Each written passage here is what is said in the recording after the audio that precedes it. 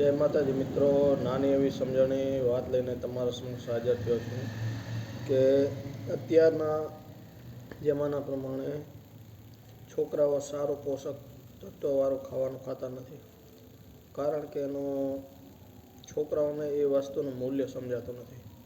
બજારના સડેલા કચરા ખાય છે, પડીકા, વેફર, કુરકુરિયા, વાટકા, વિમાન એવા ખાય છે. પણ આજના છોકરાઓને રોટલા શાક ભાવતા નથી.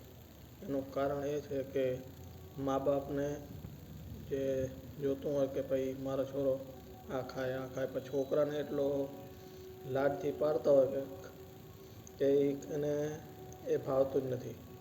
ને જ્યારે મજૂર વર્ગના છોકરાઓને આપણા છોકરાએ જે શાક કે ના ખાતું હોય એ મજૂર વર્ગ કે નાના વર્ગના છોકરાઓને આપો તો એ હસી ખુશીથી રાજીપે ખાઈ લેશે.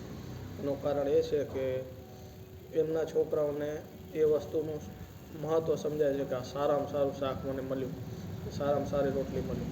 કે જ્યારે આપણા છોકરાઓને જે સારામાં સારું બનાવી દીધું હોય એ છોકરાઓને એવું ભાવતું નથી. એને લાલસા બીજી છે કે ભાઈ મને બજારમાંથી વસ્તુ મળે, બર્ગર છે, પીઝા છે, એવી વસ્તુ ખાવાનો મોહ છે.